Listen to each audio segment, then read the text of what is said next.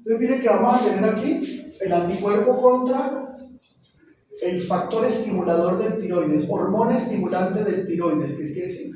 Y entonces pone a toda o la puede dañar, una de dos, puede ser Hashimoto o puede ser Graves-Basedow, ¿sí? También puede formarse un anticuerpo que me inhibe el receptor que me va a aceptar la acetilcolina en el músculo, y entonces me va a dañar la comunicación de la acetilcolina en el músculo y me va a producir la famosa miastenia gravis. ¿Sí? O, miren, me va a producir un anticuerpo contra el factor intrínseco. Y el factor intrínseco es una molécula que me va a producir un aumento de la absorción de vitamina B12 para que los glóbulos rojos se maduren. La anemia perniciosa. Se llama la anemia perniciosa o la enfermedad de la lengua roja. Usted le dicen al paciente que le saca la lengua y la lengua es roja, para una fresa. ¿Sí? Entonces, estas son enfermedades causadas por anticuerpos específicos contra ciertos antígenos de nuestras células. Ahí les puse esos ejemplos. Este ejemplo es clásico, ¿sí? El ejemplo de la enfermedad de Graves. O sea, esto produce un hipertiroidismo tenaz. Entonces hay que tenerlo en cuenta. Miren, anemia hemolítica autoinmune. Ya habíamos hablado de ella, ¿no es cierto? Los eritrocitos expresan un antígeno para el cual la madre fabricó un anticuerpo. ¿Volvemos y lo repetimos? La madre es RH negativa, el niño es RH positivo. Recuerden, el RH es todo un sistema de antígenos, como de 60 antígenos. ¿Sí? El antígeno más importante de esos 60 se conoce como el antígeno D. Si uno tiene el antígeno D, uno es RH positivo. Si uno no tiene el antígeno D, es RH negativo. Una madre RH negativa se casa con un señor RH positivo y el niño puede nacer de los dos. Si el niño nace RH positivo, en el parto se juntan la sangre, se mezclan la sangre, entonces pasan antígenos, pasan eritrocitos del niño, pasan hacia la madre, y la madre, como es RH negativa, fabrica anticuerpos contra el factor D de ese niño. Y entonces se inmuniza, se sensibiliza, se le llena la sangre de inmunoglobulinas G contra el antígeno D del niño. Pero como el niño nació, no hubo problemas, ¿sí? Eso pareció en el parto, ¡pum! Ya. La cosa es cuando hay un segundo embarazo y el niño es también positivo. Y entonces la madre empieza a pasar inmunoglobulinas G, que son las chiquiticas, pasan hacia el feto y empiezan a encontrarse con el antígeno y entonces forman una reacción inmune, complemento, bla, bla, bla, y se produce la lisis de ese eritrocito, o sea, se produce opsonización y fagocitosis de ese eritrocito, ¿sí? Por eso se le dice eritrocitosis, blastosis, porque son eritrocitos que se están formando. Entonces hay una eritroblastosis fetal o anemia hemolítica del recién nacido. Pero o sea que, por ejemplo, entre la hipersensibilidad tipo 2 y la tipo 3, los mecanismos son muy similares. Muy similares. La diferencia está en que como los inmunocomplejos son más grandes, se quedan en un solo lugar, o sea, quedan localizados. Y es local. Y es local. Es local. En cambio, la otra, como son más ligeros, pueden viajar por todo el sistema y depositarse sobre todo. Y se forman más. Hay más fuentes de antígenos. Se forman más. Persistentemente se forman más y todo el tiempo se están formando y todo el tiempo se están depositando y se depositan a nivel sistémico, más que todo a nivel renal y a nivel articular. Pero miren que son muy parecidas, pero son realmente diferentes. Entonces a eso se le llama anemia hemolítica autoinmune o del recién nacido. Recuerden que se va a formar mucha la molécula de Juan Luis Guerra.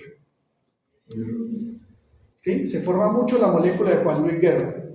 ¿Por qué? Porque la hemoglobina, el eritrocito se está destruyendo y va a salir la hemoglobina, y la hemoglobina se va a convertir en biliverdina y después en bilirrubina indirecta, que va a ir al hígado a convertirse en directa, ¿sí?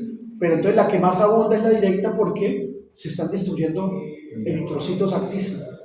Y esa bilirrubina se va al cerebro, hacia los núcleos basales y produce kernicterus, o sea, impregnación del encéfalo, impregnación del tejido cerebral con bilirrubina, y eso causa toxicidad directa neuronal, más que todo núcleos basales, y entonces hay peligro para el feto. Anemia hemolítica autoinmune, antígeno diana, proteínas del eritrocito, mecanismo de la enfermedad, opsonización y fagocitosis, ¿sí? Manifestaciones clínico-patológicas, hemólisis y anemia, es un peladito que está anémico completamente, ¿no es cierto?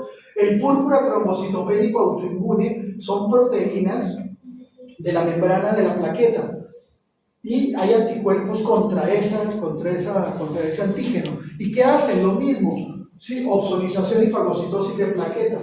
A veces es tan terrible esto que hay que quitar el vaso de una, en el vaso donde se está produciendo todo eso. Entonces hay que hacer una esplenectomía, dejando al paciente vulnerable para infecciones, ¿no es cierto? Pero hay que salvarle la vida. En principio le dan unas dosis terribles ¿de qué? De corticoides. ¿De qué? De corticosteroides. De corticosteroides. Esa es la única parte que está indicado así de una de esteroides cuando hay un púrpura trombocitopénica idiopática. Pélvico vulgar. Me acuerdo que el profesor de dermatología decía que uno cuando entraba a la habitación del paciente con pélvico olía a ratón. Yo nunca he olido un ratón. Ni lo quiero oler, ¿sí? Entonces decía que olía a ratón. ¿Quién sabe? ¿Qué es lo que pasa en el pélvico? ¿Ustedes ya vieron dermatología? Yo siempre le hago una pregunta, ¿sí? Partecita, sí. Recuerden que la piel, la dermis, la epidermis está, más que todo la dermis, las células están unidas a través de unas proteínas que llaman los dermosomas, ¿no? Que son moléculas de unión. Entonces lo que pasa con el pélvico vulgar es que esos dermosomas, que las proteínas son las famosas desmogleínas, ¿sí? Hay anticuerpos contra estas adhesiones y entonces la piel se despega y forma como unas ampollas estenares, el famoso pélvico vulgar. Entonces, ¿qué vemos? Ampollas cutáneas, la piel se esfacela, ¿sí? Se esfacela. Hay una enfermedad que produce esfacelación así, pero por una toxina. ¿Sí? ¿Qué es piel escaldada por el estafilococo aureus. Por el estafilococo aureus, ¿no es cierto? Pero eso es otra cosa completamente diferente. El pélvico es una enfermedad autoinmune causada por anticuerpos dirigidos contra la desmogleína, o sea, la sustancia que me une las células de la dermis. La vasculitis causada por ANCA, esto es anticuerpos dirigidos contra el citoplasma, contra antígenos del citoplasma de los neutrófilos. Entonces me va a causar problemas a nivel sanguíneo. El síndrome de Goodbuster es una proteína, ¿sí? La NC1, que está en la membrana basal de los glomérulos y el pulmón. Entonces se me produce nefritis y hemorragia pulmonar. Entonces es un síndrome, una enfermedad autoinmune con manifestaciones parecidas a la glomerulonefritis, pero también problemas pulmonares de tipo daño tisular pulmonar. Entonces es un paciente que tiene disnea progresiva, enfermedad restrictiva y además cursa con sintomatología de insuficiencia renal aguda. El síndrome de Goodbuster. Fiebre reumática aguda, lo que tú me preguntabas. Al parecer se produce una infección, ¿sí? Un estreptococo beta hemolítico del grupo A o un estafilococo aureus, o recuerden que la faringoamigdalitis es una infección multibacteriana, ¿sí? Y entonces puede producir puede ser producida por este tipo de gérmenes, pero al interior de las amígdalas también puede haber anaerobios. Entonces, es multibacteriana. Entonces, esa infección, al padecer, produce toda una serie de signos a nivel de laringe y faringe y produce la famosa faringoamigdalitis. Al parecer, ¿sí? Los antígenos que se forman por toda esa fuente de antígenos que se forma por todo ese daño tisular, son muy parecidos a unos antígenos o a unas proteínas que hay en las válvulas cardíacas. Entonces, como se forman anticuerpos contra los antígenos producidos por el estreptococo beta hemolítico y por el desafilo y por la bacteria anaerobia, también hay un reconocimiento cruzado con antígenos de las válvulas cardíacas. Entonces, después o posterior a infecciones faringoamigdalinas, se produce un daño del corazón. ¿Por qué? Porque se producen daños a nivel de las válvulas cardíacas, produciendo infección de las válvulas cardíacas y inflamación de las mismas con cicatrización. Entonces se producen las famosas estenosis o insuficiencia. Y entonces se produce la estenosis aórtica, que es la más común, la estenosis de la válvula mitral, ¿sí? La insuficiencia de la válvula mitral o insuficiencia de la válvula tricúspide, dependiendo de qué válvula empiece la reacción. Entonces se va a dañar y por lo tanto va a pasar y va a tener toda una sintomatología, ¿no es cierto? Si hay estenosis de la válvula tricúspide y la válvula mitral, ¿sí? Vamos a tener problemas ¿de qué? ¿De la precarga o de la poscarga? ¿Se acuerdan? De la precarga. De la precarga, ¿no es cierto? Si tenemos problemas de la aórtica y de la pulmonar, vamos a tener problemas de la poscarga, ¿sí? Entonces vamos a tener soplos sistólicos o soplos diastólicos si es producida por la tricúspide o la mitral. Entonces va a haber toda una sintomatología de tipo cardíaco, pero entonces va a haber de todas maneras miocarditis, va a haber daño, ¿sí? Y hasta hace un tiempo las valvulopatías cardíacas, el 90% eran secundarias a fiebre reumática. Ya ahora, todo niño que empiece con problemas amigdalinos de una vez los tratan para evitarle la fiebre reumática y lo observan para que no se produzca ese reconocimiento cruzado, ¿sí? La miastenia grave, ya hablamos, la enfermedad de Graves, ya hablamos, y la anemia perniciosa autoinmune, ya hablamos, que es anticuerpos producidos contra el factor intrínseco, anticuerpos producidos contra el receptor de la TSH y anticuerpos dirigidos ante el receptor nicotínico para la acetilcolina. Entonces, miren todas las enfermedades de hipersensibilidad tipo 2 que podemos tener nosotros, ¿sí? Cuando se forman anticuerpos dirigidos contra las células, ¿sí? Hay anticuerpos dirigidos contra muchas cosas. Miren que hay unos anticuerpos dirigidos contra unas proteínas, ¿no?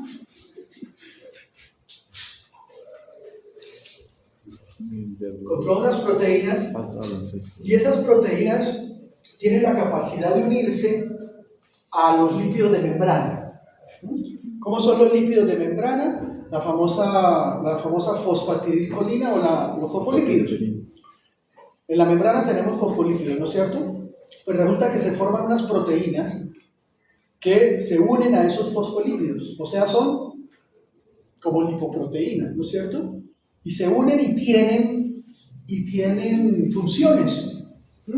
Pero resulta que hay anticuerpos que se producen contra esas proteínas.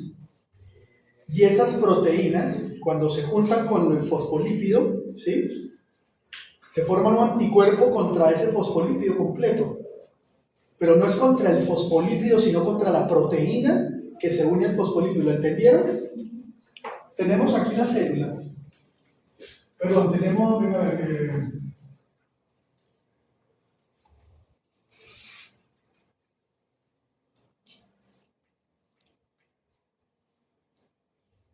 membrana celular. ¿Sí? Membrana celular, fosfolípido. Hay varios fosfolípidos, sí, fosfatidicolina, fosfolocitoles, de todo hay ahí. Y entonces imagínense que hay una proteína que llega y se le pega aquí. ¿Sí? Se le pega ahí la proteína. ¿Esta proteína cómo se llama? Se llama anexina 5, hay una que se llama la beta 2 glucoproteína, proteína 1, ¿sí? También otra que se llama la cardio, le dicen cardiolipina, ¿sí? Que me va a ayudar mucho en la fosforilación oxidativa, dejando que pasen electrones a la citocromo oxidasa. Entonces, estas proteínas, las anexinas, anexina B, la 2-glucoproteína, la beta-2-glucoproteína 1, la cardiolipina, se pegan a los fosfolípidos de membrana, ¿sí? Y entonces, al formarse esa unión ahí, producen muchos epítopos. ¿Sí? Y al producirse muchos epítopos existe la probabilidad que anticuerpos, ¿sí? Anticuerpos se peguen ahí. ¿Sí? Se peguen ahí. Y entonces a estos anticuerpos se le dice anticuerpos antifosfolípidos. ¿Sí? Anticuerpos antifosfolípidos. ¿Y qué hacen? Al parecer esta unión de estas proteínas actúa en fenómenos homeostáticos, o sea, de coagulación. ¿Sí? Entonces, cuando se forman anticuerpos contra este fosfolípido con su proteína ahí, ¿qué va a haber? Va a haber que hay una disfunción endotelial, más que todo algo trombogénico. Se producen trombos, ¿sí? Y tanto estas tres proteínas, más que todo la anexina B, está en las células del trofoplasto, ¿sí? En las arterias espirales también, espirales del trofoplasto, ¿sí? Y entonces, ¿qué pasa si se forman trombos en el trofoplasto? ¿Ah? Pues hay un aborto. ¿Cómo? Hay un aborto porque pues, hay abortos a repetición. Entonces, las personas que tienen abortos a repetición es que posiblemente tienen un problema de formación de anticuerpos antifosfolípidos. Los anticuerpos antifosfolípidos forman el síndrome antifosfolípido, que es un síndrome que lo que hace es producir trombosis venosas a nivel de todas partes, pero cuando las produce en una madre embarazada, pues le produce daño al feto y hay un aborto espontáneo. Entonces, clave el síndrome de antifosfolípidos. Entonces ahí se le unen pues trombos, neutrófilos, plaquetas, el complemento se une ahí al trombo y todo eso y forma un despelote, y eso da caso obstrucción. La obstrucción causa isquemia, la isquemia causa daño al tejido, o sea, aborto. Entonces es muy importante el síndrome antifosfolípido. Y este también cataloga dentro de hipersensibilidad tipo 2. Esa es la tipo 2, pero miren una cosa muy interesante, que digamos, este anticuerpo, ¿sí?, se produce mucho en una enfermedad, ¿sí?, que está catalogada como hipersensibilidad tipo 3, en el lupus. En el lupus hay eso, pero el lupus es por inmunocomplejos, ¿sí? Por inmunocomplejos. Pero las personas con lupus tienen más que todo la cardiolipina, ¿sí?, y se les produce mucho anticuerpos antifosfolípidos contra la cardiolipina, que se llama el famoso anticoagulante lúpico, o el factor lúpico, que se le dice anticoagulante, pero es trombótico, ¿sí? Es protrombótico. Entonces ya lo vamos a ver, pero miren que, como les dije al principio, hay ciertas enfermedades que colindan y uno las puede, ¿cómo así? Son dos o tres. La patogenia, o sea, los mecanismos de enfermedad a nivel molecular pueden parecer muy similares, pero tienen sus diferencias. Entonces no es fácil reconocerlas, pero miren que estamos hablando de la hipersensibilidad tipo 2, o sea, anticuerpos que se forman contra antígenos especiales, ¿sí? Contra ciertas cosas, ciertos antígenos de la superficie celular. Entonces el síndrome antifosfolípido entraría como una hipersensibilidad tipo 2, ¿sí? Pero, cuando vamos a ver la hipersensibilidad tipo 3, ¿sí? Que son enfermedades por inmunocomplejos, al parecer hay tantos inmunocomplejos produciéndose porque hay un aumento de la fuente de antígenos. ¿Sí? Hay muchos antígenos. Al parecer, miren, puede haber una apoptosis generalizada. Y entonces, ¿qué pasa cuando hay apoptosis? ¿Qué es lo primero que se daña? El núcleo. El núcleo, ¿no es cierto? Entonces, ¿qué vamos a tener? Muchos epítopos, o sea, muchos antígenos nucleares. Entonces se van a formar, como esos antígenos han estado siempre en el núcleo, nunca los linfocitos los han visto, ¿no es cierto? Entonces cuando los vean van a producir anticuerpos contra esas instancias. Por eso vamos a tener muchos anticuerpos antinucleares. ¿Qué es lo que caracteriza a las enfermedades mediadas por inmunocomplejos? ¿Sí? Que son enfermedades que producen anticuerpos, ¿sí? Son anticuerpos unidos a antígeno y se producen mucho porque hay mucha fuente de antígenos y eso se va a depositar en los endotelios, más que todo en esos endotelios que tienen la capacidad de filtrar, como el endotelio renal y el endotelio sinovial. Entonces ahí es donde se va a producir la decantación, donde se van a depositar esos complejos inmunes y esto es de tipo sistémico, ¿sí? Esto es de tipo sistémico y miren, casi todas estas enfermedades son sistémicas, aunque algunas pueden estar restringidas a los riñones, como en el caso de un lupus eritematoso sistémico, que es característicamente de ataque al riñón. Pero, miren, se va a formar miren, el inmunocomplejo va a acercar complemento, va a acercar vasos sanguíneos y eso se va a depositar, ¿sí? Se va a depositar y va a formar toda una disfunción endotelial. Entonces me va a volver ese endotelio trombogénico, vasoconstreñido, ¿sí? Vasoconstreñido y me lo va a volver supremamente tóxico y activado, ¿no es cierto? Y entonces se va a producir también trombo. Miren que cuando uno habla de esta situación, son inmunocomplejos formados, ¿sí? Que se depositan en los vasos sanguíneos a nivel sistémico, no local como en la tipo 2.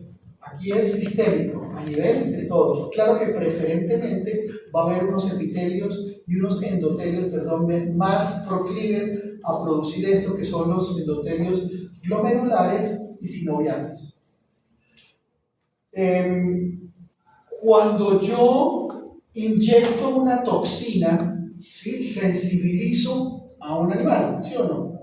Cuando vuelvo a inyectar esa misma toxina, ese animal ya está sensibilizado, entonces se me forman complejos inmunes, se me forma ese complejo inmune, se me forma la decantación, se me forma una endotelitis, produce una endotelitis, o sea, disfunción endotelial, induración, ¿sí? Que es lo que se llama la famosa reacción de Artus, que es la que la mayoría de nosotros tenemos en el brazo, por la tuberculina. ¿Sí lo han visto? ¿Sí tienen aquí en el brazo? ¿O ya no la tienen? ¿Ya no les da la tuberculina? Nosotros los viejitos sí. ¿Ah? Nosotros los viejitos sí. Los viejitos sí. ¿Sí? La tuberculina es la famosa reacción de Artus, que es una reacción de tipo experimental. ¿Sí? Es la reacción de Artus, es experimental, es la formación localizada, o sea, producir una vasculitis, producir una induración a partir de una endotelitis que me causa una vasculitis. ¿Por qué? Porque hay una reacción inmunitaria a ese nivel, ¿cierto? Y entonces al producirse en la piel, ¿sí? Porque se inyecta un antígeno por vía subcutánea, se produce ahí la reacción, ¿sí? Entonces, los anticuerpos circulantes se unen con la piel del antígeno inyectado y forman inmunocomplejos que se depositan en la pared de los vasos, pero en el lugar de la inyección. Entonces se produce una vasculitis cutánea, ¿sí? Con trombosis, necrosis tisular a ese nivel y por eso queda la cicatriz, ¿sí? Más que todo, esta reacción de Artus es cuando una persona le pone la tuberculina para saber si tuvo o no tuvo contacto con el micobacterio.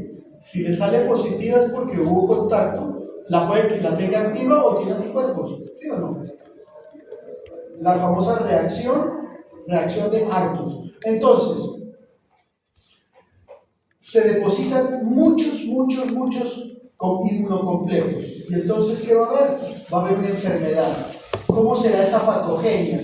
Entonces, el principal mecanismo de lesión tisular, o sea, por esto, es porque se activa el complemento, se unen a receptores y empieza a aparecer ya como un tipo ¿no es cierto? Va a haber oxonización y fagocitosis, pero es porque hay muchos inmunocomplejos que se depositan. Miren, muchas enfermedades inmunitarias sistémicas de los seres humanos se deben al depósito de inmunocomplejos de los vasos sanguíneos. Entonces, son las famosas enfermedades inmunitarias sistémicas. Como es sistémica, va a haber una vasculitis generalizada. Vasculitis generalizada. El lupus eritematoso sistémico es como la más representativa de la enfermedad formada por inmunocomplejos. Lupus eritematoso sistémico, o sea, es algo autoinmune, ¿sí? Hay muchos antígenos nucleares. Si hay muchos antígenos nucleares, se me van a formar muchos anticuerpos antinucleares. Y entonces va a haber, miren, glomérulos renales, piel, sinovia. Miren que las enfermedades causadas por ese tipo de inmunocomplejos podría ser el lupus eritematoso sistémico, la poliarteritis nodosa, miren la glomerulonefritis postestreptocóxica. Recuerden que después de una infección faringoamigdalina, ¿sí? Puede haber entrecruzamiento de antígenos y los antígenos y los anticuerpos frente a esos antígenos pueden hacer anticuerpos contra antígenos de las válvulas cardíacas y me van a producir fiebre reumática. Pero también me pueden producir daño a nivel del glomérulo, porque también va a haber antígenos cruzados con el glomérulo. ¿Sí? Entonces, más que todo, cuando hay infecciones en piel, cuando hay impétigo, cuando hay una foliculitis, cuando hay una celulitis, se puede producir después de una foliculitis, después de una infección en piel, se me viene y se me produce una insuficiencia renal aguda y uno dice, ¿pero de dónde? ¿Cómo así? Uno siempre le pregunta, ¿tuvo infecciones en piel? Porque puede haber, ¿sí? Se me puede ir hacia el riñón y causarme la glomerulonefritis, también por el desglosamiento. Entonces, recuerden muy bien el lupus eritematoso sistémico como una enfermedad autoinmune. Ya vamos a volver a esto. Y la tipo 4. La tipo 4 es una hipersensibilidad, ¿sí? Y esa ya es de tipo retardado. Ya se dice que viene un primer encuentro y 48 o 24 horas después se produce la sintomatología. Por eso se habla de una hipersensibilidad de tipo retardado. ¿Cuál es la principal diferencia? Aquí está mediada por linfocito T. Más que todo CD4. También está el CD8, sí, también, pero más que todo CD4. Recuerden que si media el CD4, se me va a producir un gerente que me activa todo. Si se me activa el TCD8, va a crear una célula asesina, una célula que me va a matar células infectadas. Entonces, a eso se le conoce como hipersensibilidad tipo 4. La diferencia con las otras tres es que las otras tres eran mediadas por anticuerpos. En cambio, esta es mediada por el linfocito T. Mediada por el linfocito T. Entonces los linfocitos T dañan los tejidos mediante la producción de citoquinas. Si es CD4, el CD4 me activa todo, me activa CD8, me activa el linfocito B, me activa macrófago, me activa neutrófilos, ¿sí? Me activa poco de citoquinas que me producen un ambiente inflamatorio sistémico, ¿sí? Que me van a dañar las estructuras celulares. Si solo se activan los CD8, pues me van a matar células infectadas, ¿no es cierto? Suelen aparecer, como les dije, 24 a 48 horas después del contacto con el antígeno. ¿Sí? Miren, me van a recrear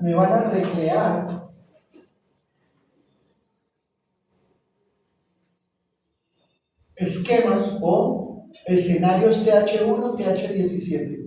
¿Qué me recreaba escenarios TH2? Las alergias, la La hipersensibilidad hipersensibilidad tipo 1. Estas me recrean TH1 y TH17, o sea, me recrean escenarios como si fuéramos a combatir un virus. Si fuéramos a combatir un virus, ¿cuáles serían los linfocitos involucrados ahí? TH1. Los TSH8, que son los que me matan células infectadas con virus, ¿no es cierto? Y TH17, bacterias, ¿sí? Pero en este caso no hay ni virus ni bacterias, son unos antígenos que se producen y me activan esos linfocitos. Entonces, muchas enfermedades autoinmunes se deben a la activación de los linfocitos T autorreactivos por antígenos propios. O sea, antígenos propios me van a activar a los linfocitos. Y eso va a ser retardado. Eso no va a ser de una como la inmunidad tipo 1. Eso va a tardar días. Entonces, miren, artritis reumatoidea, esclerosis múltiple, diabetes mellitus tipo 1, enfermedad inflamatoria intestinal, psoriasis. Ya las vamos a ver una por una.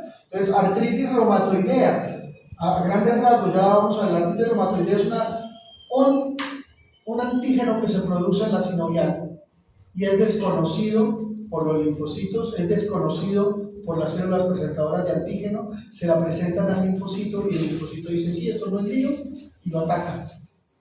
¿Por qué pasa eso? No se sabe. No se sabe, entonces se produce la famosa artritis reumatoidea y es una inmunoglobulina G la que se produce y se va y se mete contra eso, ¿no es cierto? La inmunoglobulina G producida ¿por qué? Por el linfocito TCD4. El linfocito TCD4 identifica eso como un antígeno no propio y desarrolla toda una respuesta. ¿Y qué desarrolla? Desarrolla una inmunoglobulina G dirigida contra esa proteína que está en la sinovial. Y ahí se forma un campo de batalla. En la esclerosis múltiple, ¿qué pasa? ¿Dónde está el antígeno? En la mielina. En la mielina. Entonces se produce toda una identificación del antígeno a través de los receptores tipo todo lo que dijimos, las células presentadoras de antígeno, le presentan el antígeno al linfocito, el linfocito TCD4 dice, listo, esto no es mío, y produce toda una estrategia activando al linfocito B, activando al linfocito TCD8, activando a todo el mundo, y ahí produce un anticuerpo contra la mielina. ¿Y qué va pasando? La va deteriorando la mielina. ¿Y qué produce entonces? Cortocircuitos eléctricos. Entonces produce toda una serie de daños en la interconexión neuronal. Y eso microscópicamente, cuando uno ve la médula, ve que hay cambios morfológicos en las células, que hablan dicen que parece como una esclerosis, llaman esclerosis en placa o esclerosis múltiple. Y eso es un daño que se produce en la médula espinal, dependiendo a qué nivel puede dar la sintomatología. Hay un caso muy especial, muy triste, que es de la mejor chelista que ha dado la humanidad, que se llama Jacqueline Dupré, una inglesa, tiene como nombre francés, pero era inglesa, Jacqueline Dupré, ¿sí? Casada con un músico argentino famoso que se llama Daniel Barenboim. ¿Han oído hablar de Daniel Barenboim? Es un músico argentino famoso, casado con esta señora. Barenboim tiene la característica de que él es judío, argentino judío, y él pidió la nacionalidad palestina, ¿sí? Para como una forma de protesta por las guerras, pero hace mucho tiempo, y él tiene la doble nacionalidad, judío y palestino, peleando contra la guerra. ¿Sí? Y este fue esposo de esta señora Jacqueline du Pré, que era una chelista espectacular, y hay muchos videos en las redes de ella, y a ella a los 27 años, desarrolló esclerosis múltiple.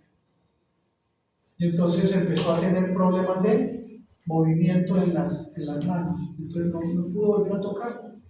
Y lo terrible es que empezó a los 27 años, dejó de tocar a los 27 años, era un prodigio, ¿sí? Y murió como a los 42, a los 45, estuvo casi 20 años en una silla de ruedas.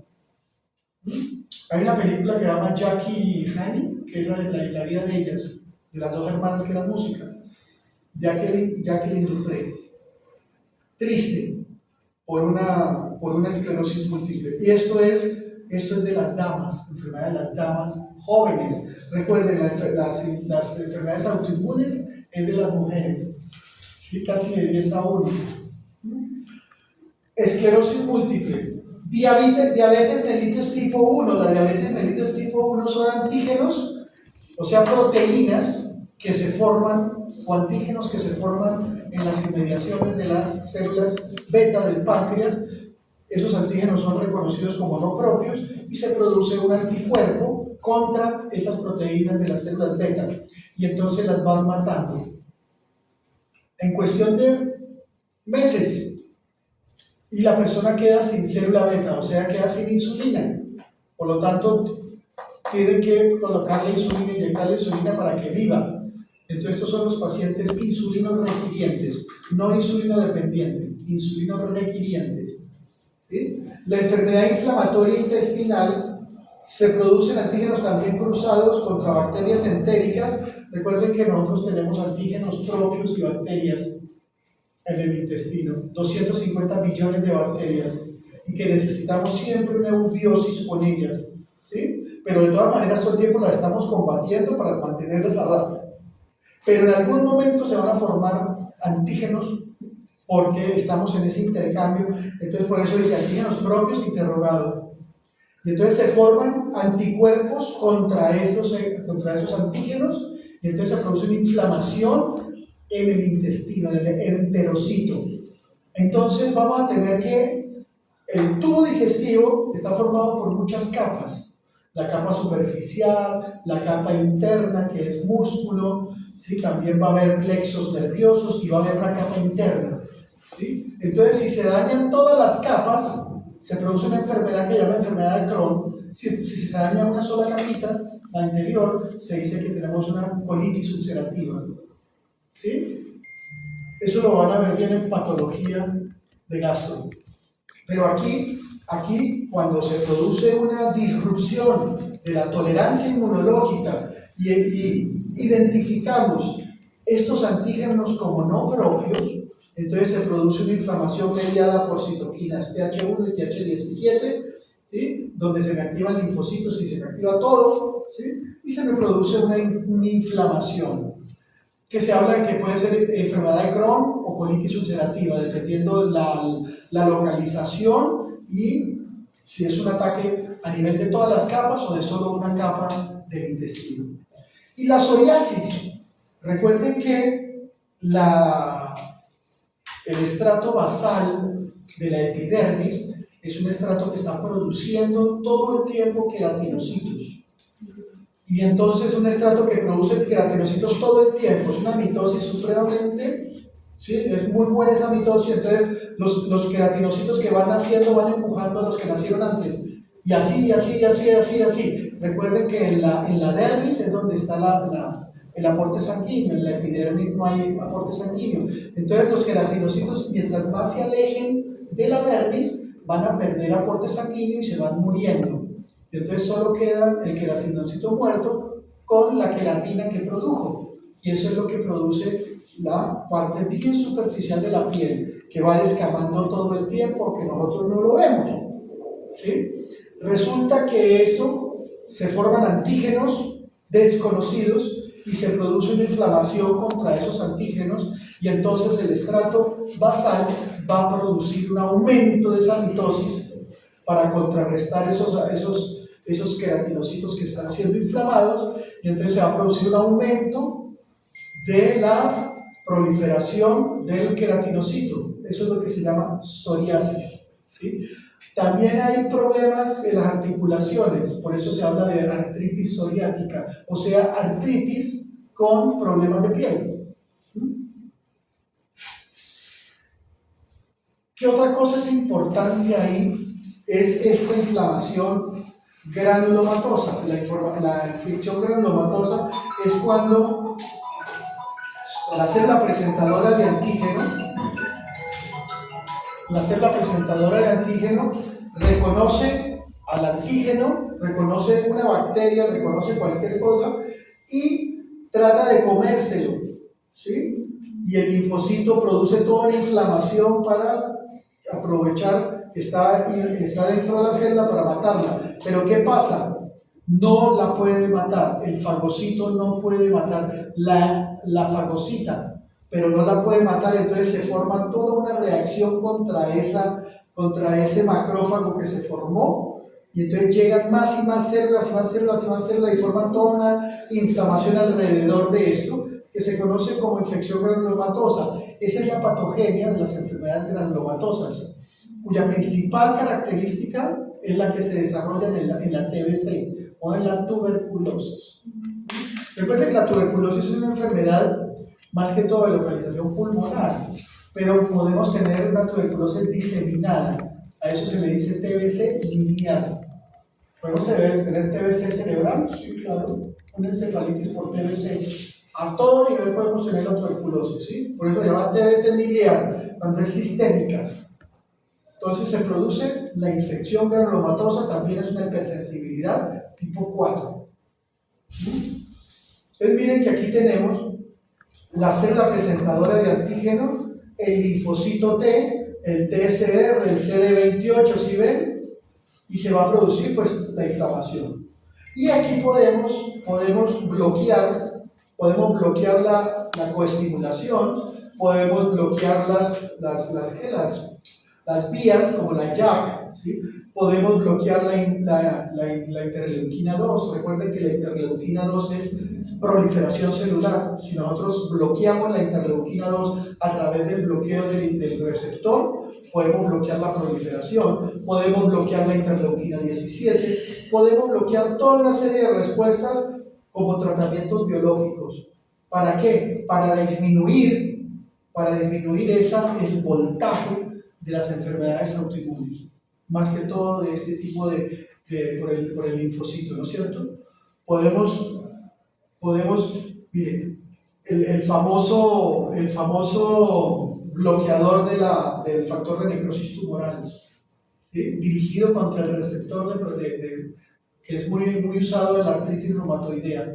Entonces podemos bloquear muchas cosas para que no se produzca la sinapsis inmunitaria, o sea que no se produzca la activación del linfocito T, por lo tanto no se va a producir la hipersensibilidad retardada. Miren, podemos anular la pareja B7-BCD28, que es la coestimulación, ¿recuerdan? O ya se les olvidó la sinapsis inmunitaria. Recuérdenla muy bien, ¿no? Esa sinapsis inmunitaria. Miren que yo puedo bloquear todo. Puedo bloquear la sinapsis inmunitaria, puedo bloquear el receptor, puedo bloquear la pareja, puedo bloquear la salida de interleuquina, el receptor de interleuquina, puedo bloquear la interleuquina 17, puedo bloquear respuestas TH1 y TH17, puedo bloquear el factor de necrosis tumoral, puedo bloquear la adhesión leucocitaria, lo puedo mantener a ese endotelio muy tranquilo. ¿Para qué? Para bloquear la inflamación, para que no haya inflamación. Entonces, ¿qué enfermedades inmunitarias vamos a tener? El lupus eritematoso sistémico, ¿sí? Ya lo vimos, enfermedad mediada por inmunocomplejos tipo 3, ¿sí? Entonces cursa con recaídas y revisiones, más que todo en el sexo femenino de 10-1, ¿sí? Es la enfermedad clásica mediada por inmunocomplejos. Recuerden, al parecer, dicen, ¿de dónde viene tanto inmunocomplejo que se forman y no se pueden erradicar? Al parecer hay fuentes de antígenos, más que todo cuando hay Cuando hay alguna infección previa, cuando hay algún problema, se produce un aumento de la apoptosis. La apoptosis va a generar muchos antígenos nucleares, no va a haber una buena disposición de esos cuerpos apoptóticos. Recuerden que los cuerpos apoptóticos se producen ¿para qué? Para englobar esa célula que murió por apoptosis y aislarla y que se la coman y todo, y que aquí no pasó nada. Pero esas vacuolas o cuerpos apoptóticos no son fácilmente removidos, entonces son fuentes de antígenos, más que todo antígenos de tipo nuclear. Se forman anticuerpos antinucleares, se forman los complejos, los inmunocomplejos que se depositan en los endotelios y sobreviene la enfermedad. Artritis, glomerulonefritis también son frecuentes, pero también son frecuentes la anemia hemolítica, la trombocitopenia y los trastornos neuropsiquiátricos. También pueden pasar ahí, ¿sí? En el lupus. Muchos anticuerpos diferentes en los pacientes con LES. Anti-DNA, porque son antinucleares, ¿no es cierto? O antirribonucleoproteínas, antihistonas, ¿sí? Puede haber anticuerpos contra todas las proteínas que puede haber en el núcleo. Entonces, más que todo, me van a formar glomerulonefritis, vasculitis y artritis. No confundir esta artritis con la artritis reumatoidea, ¿no? Sino artritis, o sea, fenómenos inflamatorios a nivel sinovial. Entonces, miren, en el lupus eritematoso sistémico hay muchos factores que corren, hay muchas asociaciones con el HLA, hay muchas asociaciones con deficiencia en el complemento, miren, en el C1Q, en el C2 o en el C4. Cuando veamos deficiencias o inmunodeficiencias primarias o anomalías del complemento, nada, eso ya lo vimos. ¿Cuál es la fracción del complemento más comprometida? ¿La cuál? C2. La C2. Imagínense que en el lupus eritematoso también hay mucho problema de deficiencia de complemento en el C2, o sea, va a haber mala disposición de inmunocomplejos. Entonces, miren, entre los factores ambientales está la exposición ultravioleta, que se crea que lleva a la muerte apoptósica de células cutáneas y liberación de antígenos nucleares. En el lupus se produce mucha fotofobia. ¿Recuerdan el eritema en mariposa? El eritema en mariposa, que es muy patognomónico del lupus, aunque el lupus tiene muchos criterios. ¿Sí? Uno tiene que tener muchos criterios, que tenga el eritema en mariposa, que tenga los anticuerpos antinucleares, que tenga la artritis, que tenga la vasculitis. Si llegan más o menos 5 o 6 criterios, uno dice, sí, lupus eritematoso. Y con todo eso puede que se equivoque uno. No es fácil. Entonces, lupus eritematoso sistémico. En el lupus eritematoso sistémico también existen anticuerpos dirigidos contra ciertas proteínas de la membrana, como el anticoagulante lúpico, ¿sí? Como anticuerpos antifosfolípidos, también se producen durante este tipo de enfermedad. Recuerden que el lupus eritematoso sistémico es una enfermedad autoinmune caracterizada o cuya patogenia se debe al depósito de inmunocomplejos en los endotelios. Pero también puede tener anticuerpos dirigidos contra proteínas de ciertas células, de las membranas de ciertas células, y o sea que puede convivir con un síndrome antifosfolípido. Y el síndrome antifosfolípido es una persona que tiene lupus y que tiene abortos a repetición, un ejemplo. ¿Sí? Persona con lupus y que no se puede embarazar. Entonces va a tener y entonces, imagínense, lo primero que hace, no vaya donde el obstetra a ver qué le pasa. Pues el obstetra lo manda para el reumatólogo y el reumatólogo le descubre el lupus. Y entonces le toma toda una serie de anticuerpos y dice, sí, es que tiene anticuerpos contra los fosfolípidos. Y recuerden que esos fosfolípidos pueden estar en las membranas celulares del trofoblasto. Entonces me va a producir trombosis a nivel placentario, pérdida fetal. El lupus eritematoso, recuerden todo lo que hay. Hay indicios de que las células plasmocitoides de estos pacientes me van a producir mucha interferón alfa. Hay evidencia, miren esto es interesante, hay evidencia que los receptores tipo TOL que reconocen el ADN y el ARN, sobre todo el TOL9, es el que está dentro de los receptores tipo TOL intracitoplasmático, desempeñan una función importante porque son los que me reconocen antígenos nucleares propios y me activan linfocitos B para producir anticuerpos. Esto es interesante, más que todo el 9, ¿sí? El 9.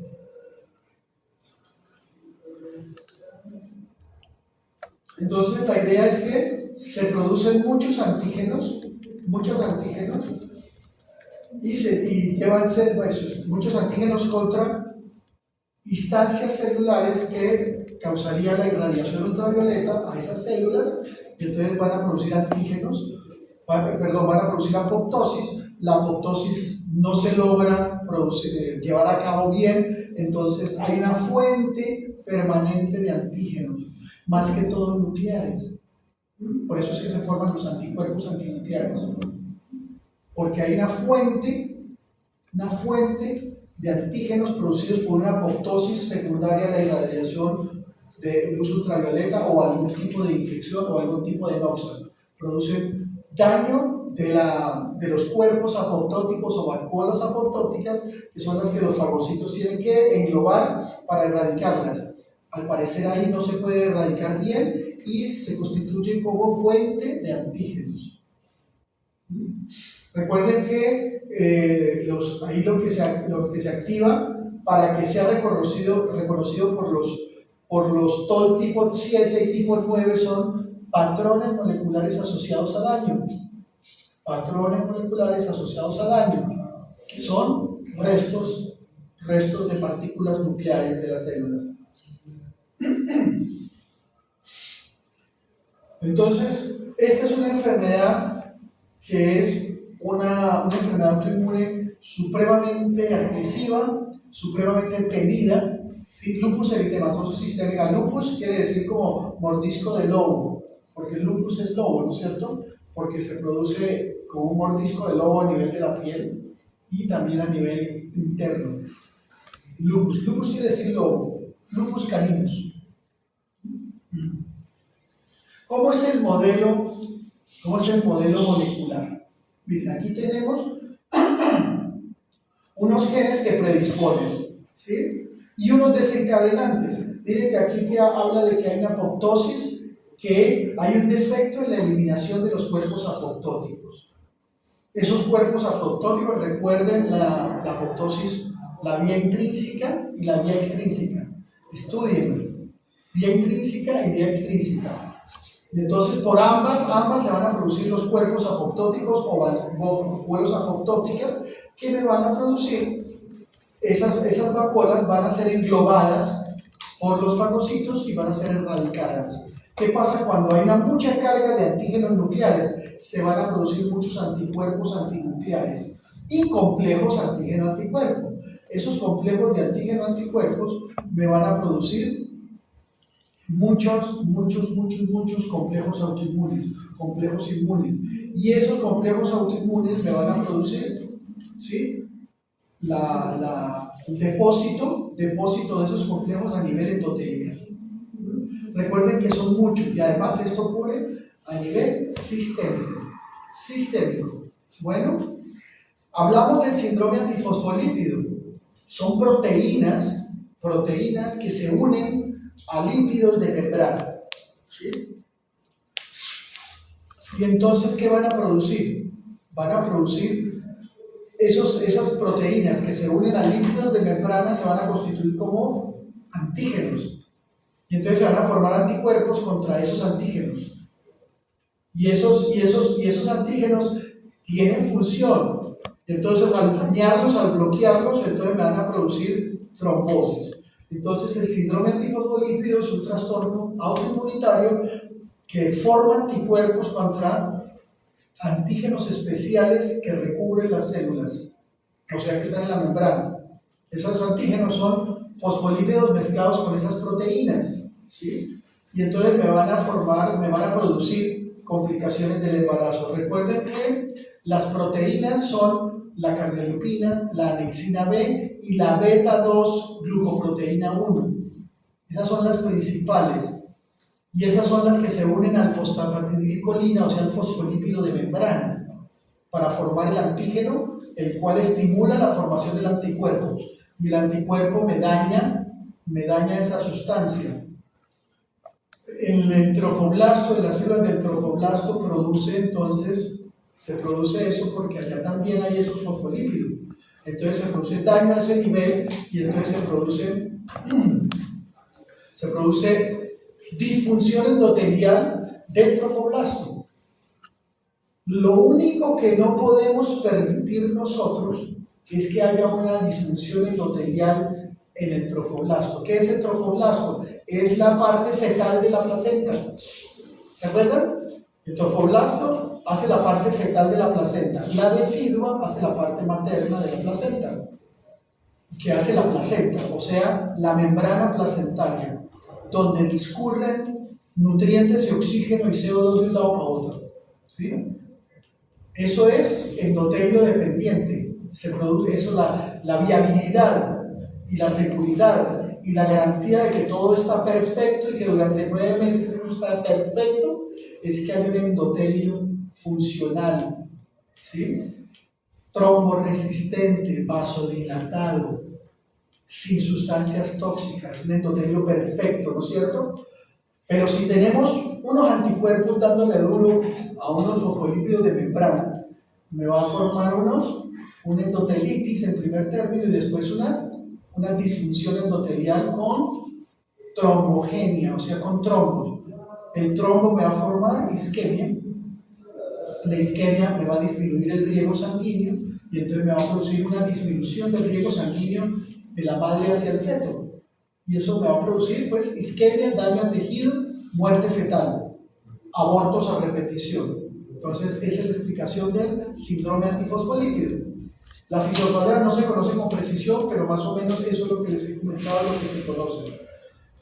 Mediante pruebas sanguíneas, recuerden, es la mamá que tiene aborto a repetición, le descubren un lupus, y después el obstetra le manda a hacer unos exámenes y le descubre los anticuerpos, ¿no es cierto?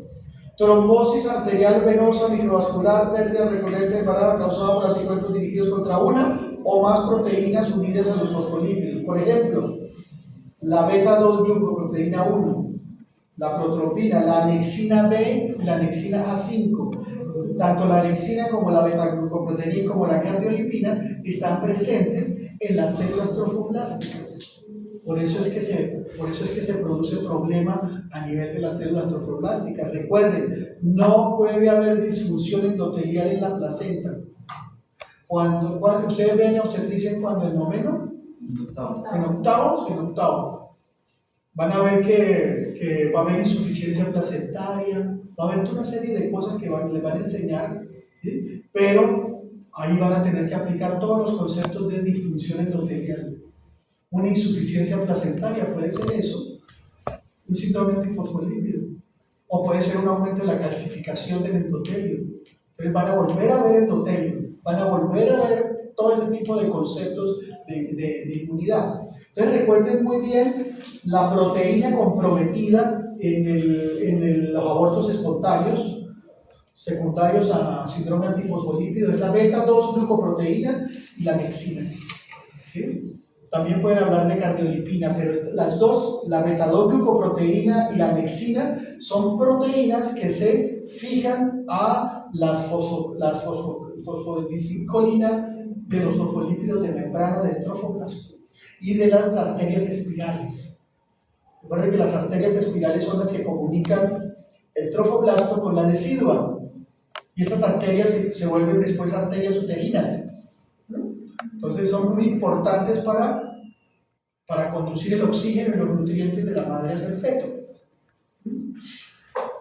Miren, la beta-2-glucoproteína, acuérdense muy bien de esta, se une a superficies ricas en fosfolípidos y forman esa unión que tiene muchas funciones. Entonces, si nosotros la bloqueamos, produce fenómenos trombóticos, o sea, me va a producir disfunción endotelial. Miren, los anticuerpos contra estas me regulan positivamente las proteínas de adhesión celular, como la selectina, las proteínas procoagulantes, como el factor tisular. O sea que, cuando me dañan la unión de la beta-2-glucoproteína con el fosfolípido, entonces hacen que el endotelio se active.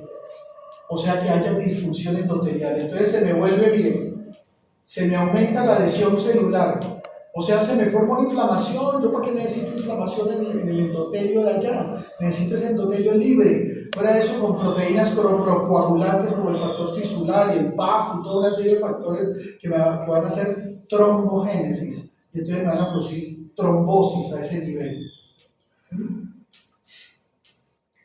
Entonces, bueno, miren que van a formar factor 7. El factor tisular es un factor receptor y cofactor del factor 7. Cuando la sangre entra en contacto con el factor tisular, se activa la cascada de la coagulación, ¿se acuerdan? ¿Se acuerdan de eso? Y después del factor 7 se le puede activar el factor 8, la unidad procoagulante del factor 8. ¿Cómo se llama la enfermedad en la cual no hay unidad procoagulante del factor 8? Hemofilia. La hemofilia. ¿Sí? Entonces, no digan cuando le pregunten por hemofilia, ¿sí? No digan, ay, deficiencia del factor 8. Eso es una respuesta a medias. La respuesta que da todo el mundo. ¿Sí? Y a mí eso me lo dijo un hematólogo que fue profesor mío, y que fue profesor aquí, pero se aburrió y se retiró. Lo estamos viendo a ver si vuelve otra vez. ¿Sí? Que es uno de los grandes tratadistas que hay en Colombia. ¿Sí? Y uno de los grandes hematólogos que hay en Colombia, y lo tenemos aquí. Y es una lumbarera, es un genio. Y yo le estoy haciendo campaña para que venga otra vez a darles clases. Porque es un genio. ¿Ah? ¿Por qué se aburrió? Es que la semiología, él es un gran semiólogo. El libro que él sacó el primer libro que él sacó se llamaba Semiología e Interpretación de los Hallazgos Clínicos, que se llama La Semiología de la de Caldas, que él es el libro guía de la Universidad de Caldas. Se llama así, La Semiología de Caldas, la Semiología de Lozano. Él es Jorge Lozano, ¿sí? Del Guamo Tolima, ¿sí? De los Lozanos del Guamo. Y este señor es de la Universidad de Caldas. Y cuando era interno, sacó el libro. Y es un libro que ve todas las universidades de aquí a la Argentina. Es la famosa semiología de Caldas. ¿Sí? Aunque uno ve muchas otras semiologías, la semiología de Ezequiel, la semiología de Sediel y la de, ¿cómo se llama la francesa? Suros, la semiología de Suros, que es la francesa, ¿no es cierto? Pero él es un gran semiólogo y él me dijo que él daba clases aquí, pero quitaron la semiología como materia pura y la subdividieron en todas las diferentes especialidades. ¿Sí? Pero aquí no dan semiología pura, sino en diferentes especialidades. Entonces dijo, no estoy de acuerdo con eso, entonces se retiró. Pero tiene ganas como de volver, ¿no? Y él hizo medicina interna en la Universidad de Antioquia. Y ya en tercera, él fue un residente estrella, lo nombraron profesor. Y nos dio semiología a nosotros y medicina interna 2. Y el tipo un duro. Allá en Antioquia, ven como en Antioquia, como son de regionalistas, ¿no es cierto? Dicen que un lozano se da cada 100 años. ¿Sí? Y él cuando terminó medicina interna, el jefe de medicina interna, el doctor Uribe, una vaca sagrada, estábamos hablando de él, ¿no? del doctor Lozano, y decía él, ustedes no me preguntan, pero ¿quieren saber la nota definitiva del doctor Lozano en medicina interna?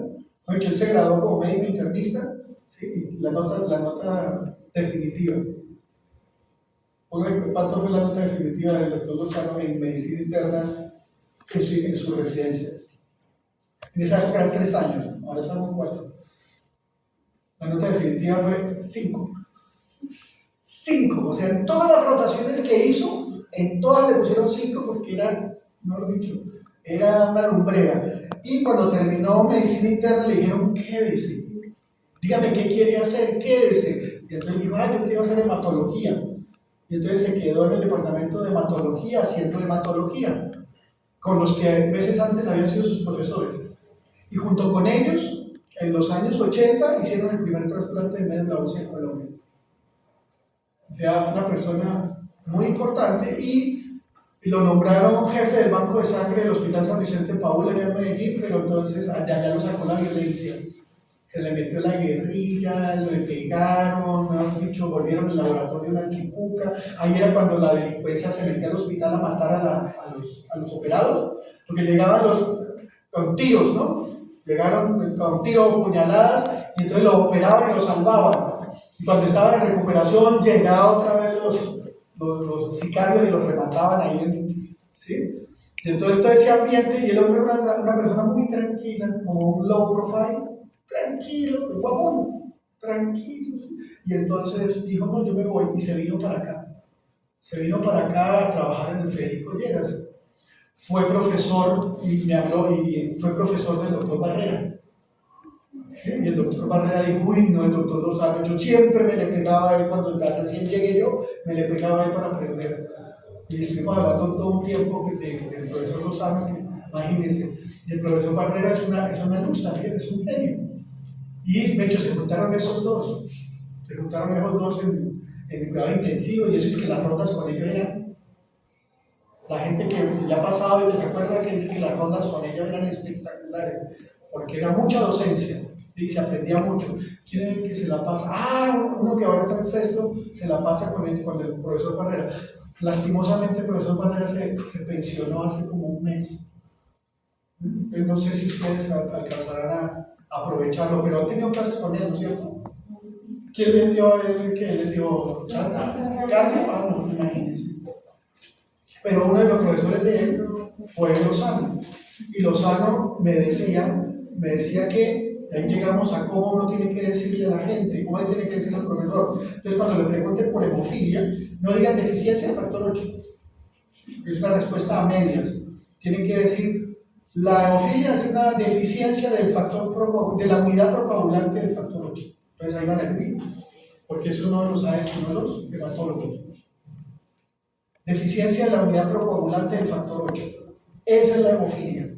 ¿Sí? Porque hay otras hemofilias, ¿no es cierto? Ok. Recuerden muy bien la glucoproteína beta 2,1. Recuerden que los anticuerpos antifosfolípidos también me van a activar neutrófilos y plaquetas y monocitos. ¿Sí? Esos anticuerpos antifosfolípidos me dañan el endotelio porque me producen daño contra esas estructuras, me producen trombogénesis, ¿sí? Y me van a activar más células porque me van a activar también citoquinas. ¿Pero qué células me activan? Neutrófilos y monocitos, o sea, neutrófilos y macrófagos. ¿Sí? Neutrófilos y monocitos. ¿Qué es el monocito? Es un macrófago andante. ¿Sí? Recuerden muy bien la activación del factor tisular. Cuando el endotelio se daña, lo primero que se pone en contacto es con el factor tisular que está al otro lado de esa pared endotelial. ¿Sí? Entonces me va a activar también plaquetas y por último un complemento. Entonces todo eso se va a unir para producir una reacción inmunitaria muy importante. Síndrome antifosfolípido. Lo pongo ahí porque es un síndrome que uno es un síndrome tipo 2, ¿sí? Porque son anticuerpos dirigidos contra antígenos especiales de la superficie celular, pero que cursan frecuentemente con enfermedades producidas por inmunocomplejos, o sea, en el lupus, o sea, enfermedades por hipersensibilidad tipo 3. Entonces, cuando ustedes lean hipersensibilidad en los libros, tanto en Hefner como en Abbott, van a ver que dicen quién propuso esa clasificación, pero que hay cierto tipo de enfermedades que no pueden clasificar, ¿sí? Más que todo en estas 2 y 3. Antes se hablaba de que la 2 y 3 eran la misma cosa, ¿no? Pero entonces ahorita la están dividiendo porque se ha visto que la patogenia es diferente. Recuerden, lo principal es que una es local, la tipo 2 es local y la tipo 3 es sistémica. Eso es lo que se puede uno recordar. Recuerden no acordarse de eso en forma de memoria pura. ¿Por qué es local? ¿Por qué se produce local y por qué se produce sistémica? ¿Por qué es local y por qué es sistémica? No es decir la tipo 2 es local, la tipo 2 es local, la tipo 2 es local, la tipo 2 es local, la tipo 2 es local. No, aprenderse por qué es local. Porque si uno se la aprende de memoria, tarde o temprano la memoria le falla. Pero si se la aprende y crea la molécula que es la que no tiene idea de qué es lo que pasa, se crea esa molécula de causa-efecto, Entonces uno puede recordar más fácilmente. Puede que se le olvide temporalmente, pero cuando la vuelvan a traer a colación, ¡pum!, uno la conecta y de una vez sabe. Artritis reumatoidea. La artritis reumatoidea es enfermedad autoinmune causada por una proteína que es desconocida, que es identificada como un antígeno extraño, más que todo en la sinovia. Y entonces se va a producir toda una serie de respuesta inmune. Ya saben que la respuesta inmune, ¿cómo se produce? Tiene que mediar la célula dendrítica, tiene que mediar el linfocito, tiene que mediar el ganglio linfático, tiene que mediar el vaso. Y entonces se va a producir toda una batalla campal en la articulación, en la sinovia. Entonces, una enfermedad inflamatoria que afecta articulaciones pequeñas y grandes de las extremidades, como los dedos, las muñecas, los hombros, las rodillas y los tobillos.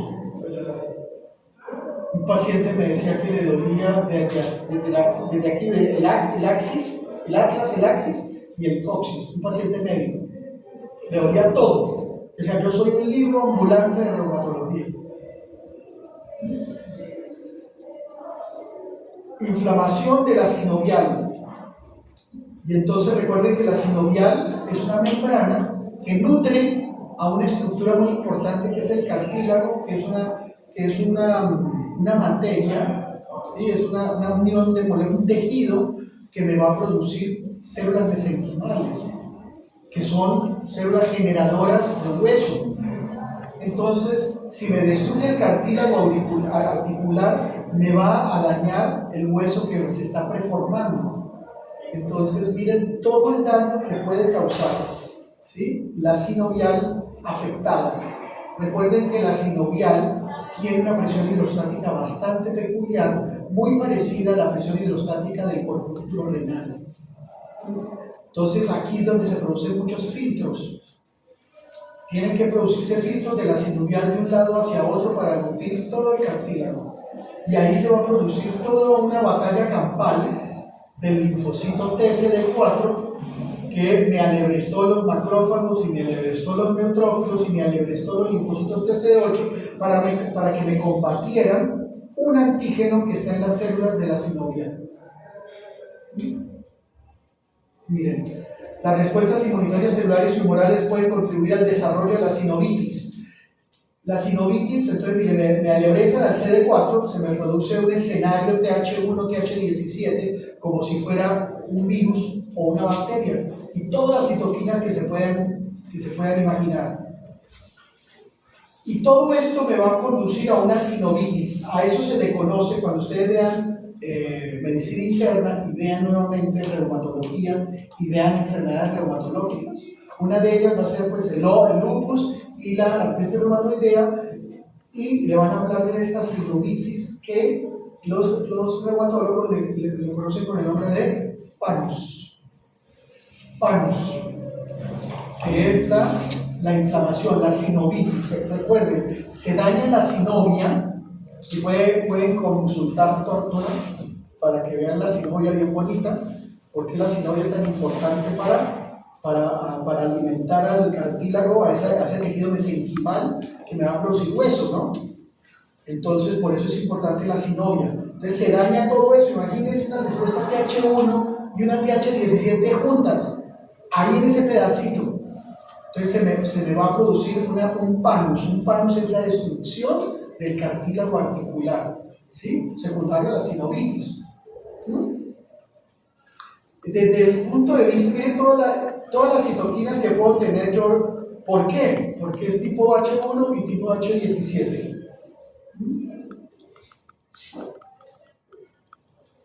Destrucción del cartílago. No hay cómo parar esa enfermedad. ¿Sí? Se dice es una enfermedad autoinmune. También se ha hablado mucho que esa enfermedad es una enfermedad que también puede ser, ¿cómo es que se llama? Tiene mucho que ver con el estrés, es psicosomática, porque dice que puede haber ganancias primarias y ganancias secundarias. Eso lo van a ver en psiquiatría ustedes cuando hablen del psicosomático. Hay ganancias primarias y ganancias secundarias. Porque hay personas que el estrés le produce liberación de antígenos. Y esa liberación de antígenos produce, pues, formación de una respuesta inmune. Desde el punto de vista semiológico, el dolor de la artritis reumatoidea empieza por las articulaciones interfalángicas proximales. Las distales son propias de la artrosis, o sea, la artrosis de los viejitos. Una cosa es artrosis y otra cosa es artritis. ¿La artrosis y la artritis producen dolor? Sí, ambas producen dolor. Pero la artrosis es de las articulaciones interfalángicas distales, o sea, las últimas, ¿sí? Y el dolor o la inflamación de las articulaciones interfalángicas proximales es muy propio, ¿sí?, de la artritis reumatoidea. ¿Se puede dar la artrosis? También, sí. Acuérdense que todo no está como en los libros, ¿sí? Una cosa muy interesante de la artritis reumatoidea es un cambio de la morfología de la muñeca. Entonces se va a producir panus a todo nivel, ¿sí? Y se va a producir un cambio conformacional de la muñeca que va a ser este. ¿Sí? Se va a producir una desviación de la muñeca hacia el, bueno, ya ves este huesito, Cúbito. hacia el cúbito, ¿no es cierto? Se va a hacer así, desviación cubital.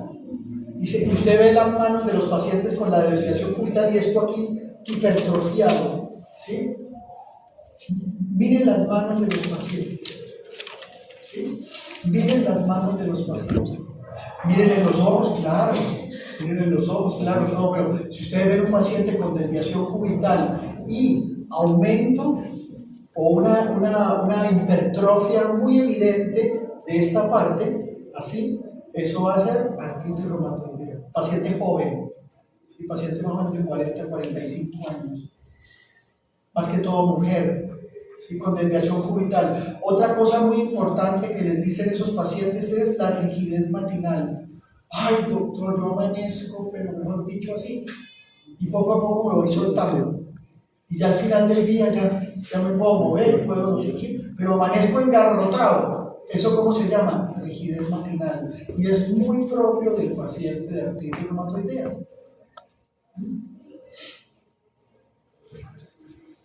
Va a tocar ahí, miren, yo tuve un paciente que yo digo, uy, ese es mi caso estrella. Yo todavía trabajo con eso, trabajo con un primo mío que se inventó una máquina para ordeñar abejas, ¿sí? Y él es zootecnólogo y químico de la Nacional, y él coge la máquina y ordeña las abejas. Es como un angeo. Entonces las abejas van y pican el angeo y dejan la pitoxina ahí. Y entonces la raspa, la lleva al laboratorio y produce la pitoxina. Le quita la histamina, le quita un poco de proteínas que son mediadores lipídicos para producir únicamente cortisol. Entonces por eso manejamos el dolor, que es la terapia con abejas, la terapia con la pitoxina. Y un paciente, me llamaron para ver un paciente con artritis reumatoidea. Era un ingeniero civil. Y yo fui allá y el tipo estaba en una silla de ruedas y en el computador, y el hombre con las manos así todas, ¿sí? Era joven, tenía por ahí unos 38, 40 años. Y con las manos vueltas a nadie, tenía 2 lápices, los cogía así los 2 lápices, y con la goma de los lápices escribía en el computador. Era lo único que hacía. Y limitado a una silla de ruedas. Y entonces empecé el tratamiento con apitoxina para disminuir el dolor. Y a veces la apitoxina sirve un poco porque es un poquito inmunomoduladora. Y entonces pues me quedé hablando con él y volví y le hacía visitas, mejoraba un poquito pero volvía ¿sí? Y entonces, entonces empecé a hablar con él y le dije, oiga, ¿usted qué es lo que más le ha gustado en la vida? ¿Sí? ¿Qué es lo que más le gusta en la vida? Que veo que usted es ingeniero, me contó que era ingeniero civil, pero pues, había practicado muy poco porque le llegó y él no podía pues, ir a las obras porque no podía, quedaba muy limitado. Dijo, no, a mí lo que más me gusta son las matemáticas. A mí me hubiera gustado mucho estudiar matemática pura en la Universidad Nacional, porque yo veía los matemáticos puros y me parecía gente muy genial, que no sé qué. Y le dije, ¿y qué le ve? ¿Por qué no estudia matemática pura? ¿Cómo así? No, pues usted de la Nacional, sí, claro, sí. Pues preséntese, que no sé qué. Preséntese y estudia lo que le gusta. ¿Sí? Pues resulta que este señor se presentó a la Nacional. Yo después lo volví a ver como unos 4, 5, 6 meses después y era otra persona. Era otra persona. Seguía con artritis, sí, seguía con artritis, seguía con el dolor, ¿sí? Seguía tomándose la pitoxina sublingual. Y ese señor se presentó a la Universidad Nacional a matemática pura y pasó. ¿Sí? Pasó. Y ahora, como era una persona que estaba en silla de ruedas, ¿sí? Era una persona supremamente consideraba, como he dicho, una persona que querían mucho, tanto el cuerpo profesoral como los compañeros. Entonces lo llevaban y lo trasteaban para arriba y para abajo. ¿Sí? Consiguió muchos amigos, era una persona referente, se convirtió en un líder, ¿sí? Porque además era inteligente, ¿no? Y además era un ingeniero. Y entonces fue líder, fue referente intelectual, referente académico, los profesores lo adoraban, los compañeros lo adoraban, lo llevaban para arriba y para abajo, ¿sí? Entonces el tipo era completamente otra persona. ¿Qué pasó con su autoestima? ¿Qué es lo más importante de uno? Es la calidad de vida y que uno se sienta bien entre sus semejantes, ¿sí o no? Y entonces el tipo ganó eso. Por el solo hecho, yo no sé si se graduó, yo no volví a verlo, pero la última vez que lo vi era otra persona, contento por lo menos, y con una perspectiva de vida, con una perspectiva de logro, que quería ser matemático puro. De pronto, no me acuerdo, es que ni siquiera me acuerdo el nombre, lo tengo escrito, pero de pronto el tipo sale con algo importante, quién sabe. Pero entonces lo importante, las enfermedades autoinmunes tienen un componente psicológico importantísimo. Eso lo van a ver también en psiquiatría, ¿sí? Y ese componente psicológico es clave, porque los pacientes, uno tiene que hacer que sus pacientes tengan calidad de vida, ¿sí? No solamente es curarlos, porque muchas veces ustedes no los van a poder curar, ¿sí? Pero sí darles una calidad de vida buena. ¿Vale? Listo, entonces nos vemos mañana. Mañana nos vemos usted y yo en el descanso. ¿Y qué?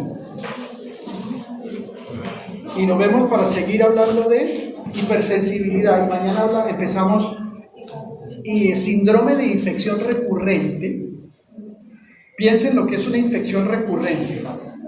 Niños que llegan todos los días a urgencia o cada 8 días a urgencia y la mamá dice, es que no le han dado con el chiste al niño. Síndrome de infección recurrente, y eso tiene que ver con inmunodeficiencias primarias, que es el último tema de inmunología. ¿Listo? El jueves